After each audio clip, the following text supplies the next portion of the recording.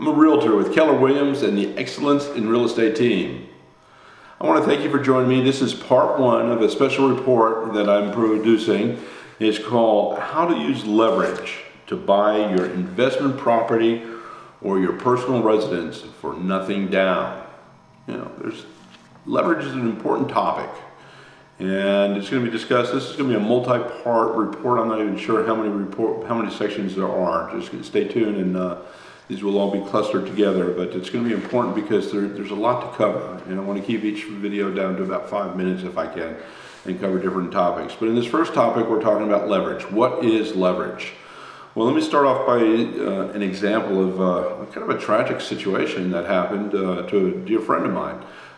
My friend had a condo. It was over in Arizona. It was a vacation property, and they used to go to the river, and they'd have a great time. And you know, it was a nice place. They had some really beautiful Southwest furnishings, some nice artwork, and some pottery that they've collected, and it was just a really nice vacation home. I had the privilege of being there several times and really enjoyed it. Right on the river, gorgeous place.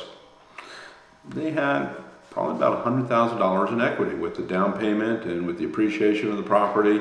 They easily had $100,000 in there. Well, the entire complex burnt down. It was faulty wiring, Christmas trees, something happened, and basically the entire complex of, I believe it was 32 units, were condemned.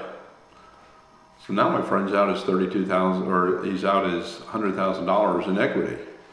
He's lost all of his furnishings. Yes, he has insurance, and the homeowner association has insurance, and ultimately it's up to the homeowner association to decide what's going to happen. Are they going to rebuild? Are they going to just take the cash and the proceeds of the insurance and divide it among all the homeowners, and then sell the land for the value of the land, which is quite valuable. But you know, in the meantime, my friend, although he was ultimately made whole, the key word here is ultimately, he lost control of that $100,000 probably for the better part of a year. And that's not a good thing or a good position to be in, because certainly can't borrow against that at that point. So what is leverage? Leverage is not having all of your money tied up in one property. Leverage is being able to control property with the least amount of money possible. And that's what this whole report is about. It's all about leverage and purchasing for low down or no down when you're looking to buy or sell a property. Okay, just like in the stock market. The stock market, anyone who invests, your advisors, any research that you do, you'll find out time and time again, you should never put more than 5% of your total investment into any one given stock.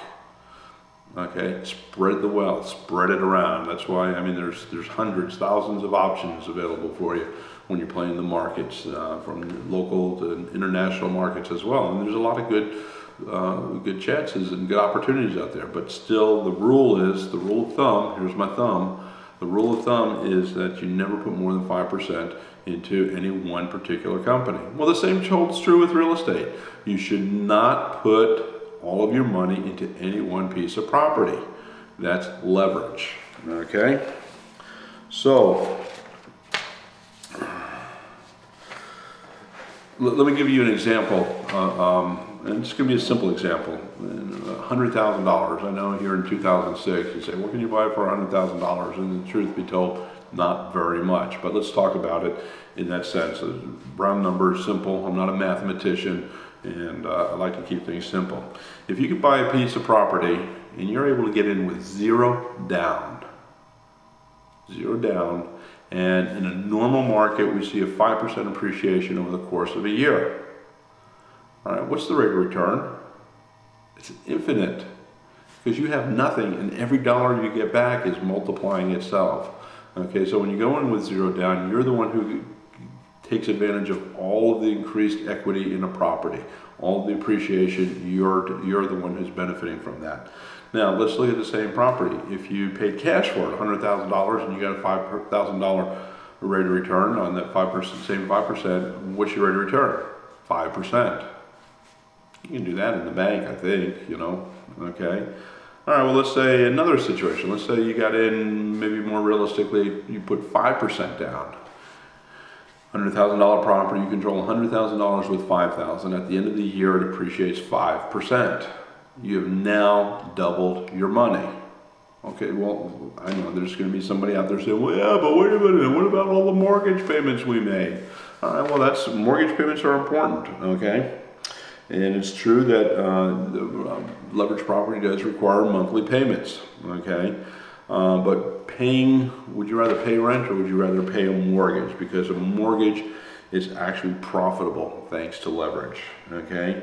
And this holds true whether you're buying a personal residence, whether you're buying a multi-unit, whether it's apartment complexes or commercial shopping centers, whether you're buying restaurants or warehouses, manufacturing, whatever it is that you're buying, whatever it is that your specialty is that you're comfortable with, that's what leverage is all about. Okay, so this is the first part. We've talked about leverage, and let's go ahead and we're going to jump into part two in a moment.